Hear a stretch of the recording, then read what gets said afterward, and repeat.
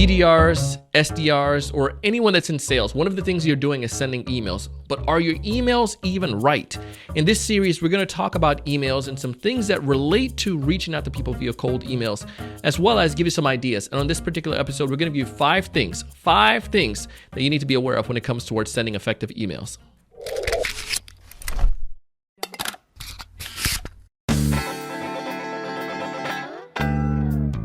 Hey, everyone. Welcome to another great episode of the Sales Evangelist Podcast. I'm your host, Donald C. Kelly, the Sales Evangelist. And I'm so excited for another great episode. I'm so excited to be here with you, coming to you from South Florida. And on this particular episode today, we're going to talk about what you need to understand when it comes towards email. There's five things that there's so many things that people can do wrong when it comes towards emails, but I'm going to point out five that I see repeatedly over and over and over again. I'm going to dive straight into them. Before that, I just want to let you know, if you have not subscribed to this podcast, as if you have subscribed to it, if you've not liked and subscribed to our YouTube channel, please do so. As well as tell somebody else about this, man. Leave us a rating and review. It would be greatly appreciated so that people who are coming in after you can see the podcast, can find out how amazing it is as well, and they too can find a benefit from it. Number one, when it comes towards doing outreach, your emails, I know it's important for people to know who you are and why you're reaching out to them, but you don't need to tell them your name. And that's one of the biggest mistakes sellers make right out the gate. Now, here's why. In that email, it is precious information, like you just need to put in there. But think about it. They see that right from the very jump of your email. I'm looking at my Outlook right now, and I can see from the from section of Google who is the email from. And then also, typically, you can see the domain of at least part of that available. And if not, you can go ahead and just click on, when you do click on an email at the bottom of the signature, there should be a signature there telling them what company you're from. And the email address will also see the domain, and people can go ahead and copy that and touch and search that. I often find that that's a waste of time. And here's several reasons, waste of time when it comes towards putting that at the top of your email. Who you are, specifically, and why you're reaching out to them. Again, on the phone, that's important, and we talk about that in our training program, but on your email, you don't necessarily need to tell them exactly that, because that information is readily available in the email, at least these days. So that's going to be one of the things, because you're automatically screaming to the prospect that I don't know you and I'm selling something to you. However, if you jump into your email and you focus on them, which goes into my point number two, most times the email is focused on a feature or benefit and not necessarily the prospect. So you want to focus on a use case or something that the prospect can relate to. Well, not even before we get to that point. Point number two is focus on something that the prospect can refer back to. I like to call that a point of reference, and most emails don't have that. So what a point of reference is, maybe you connected with them on LinkedIn, somebody else that you know them, or perhaps somebody in the organization told you to reach out to Jeff. If that's the case, then use that, and that's going to be a point of reference. So it may sound something like this. Mary, I spoke with Jeff the other day. He told me that I should connect with you about blank. This is a use case, and we're going to talk about that in a minute. But by doing that, it just helps you significantly stand out, and it guarantees almost in many different instances, that prospect is going to continue to read your email, because one, they see that their name is there. Obviously, you call them their name. And two, that it ties back to somebody else in the organization that told them that they should be connecting with you. So that's all that I want at this point. So now they open up my email. I don't need to tell them who I am and where I'm emailing from, what company. They find that stuff in my signature. So I overcome mistake number one. Number two is I actually give them something, a point of reference. Now, another point of reference that you can do, you can use a trigger that you find. So in our case, if somebody's hiring, we like to do that. So David, I saw that you guys just posted for a new position for BDRs or SDRs. Or I saw that you brand new to the role. Congratulations on a new position. Or I saw that you guys just gained some funding. Awesome efforts with that you guys have gone through. Now you're in a series B or D or whatever. So now you're giving them something that's important to them, or obviously tying back to something that person may have posted or the organization may have posted. If it's like an earnings report, you can mention that. Saw the organization mention that you guys are trying to expand into Far East, into Asia. Now, all of these things, again, focus directly on the prospect.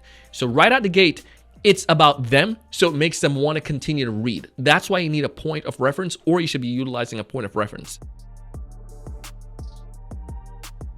Or number three is now the use case. And what I mean by the use case is the problem? Like, why do I need to continue reading your email? What is it there that's going to benefit me? Like, what's in it for me as a prospect? So the use case, though, it makes it so much more easier than you sitting there trying to talk about features and benefits. So let me give you an example of what this might sound like.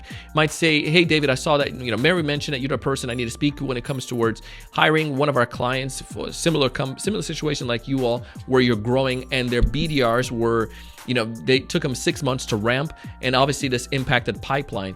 We have been able to help them to get their BDRs to ramp in 4 months. I would love to share with you what we did. Is this something that you would be open to learning more about?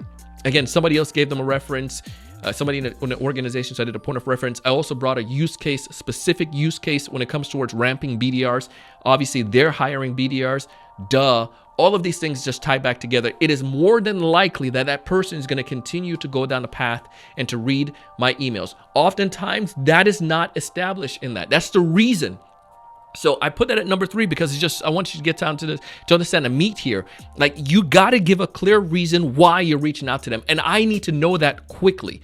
So again, the point of reference, and then I go straight into the reason why I'm reaching out to you, or the use case. Those things are critical. And that's the third thing. And that's where most people make a mistake.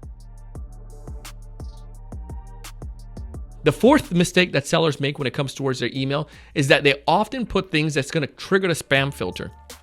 What I mean by this, and I made that mistake before, is that the bottom of the email, your signature, has way too many links. I was linking back to Instagram, to Facebook, to LinkedIn, to all these different profiles, and our website, and the YouTube channel.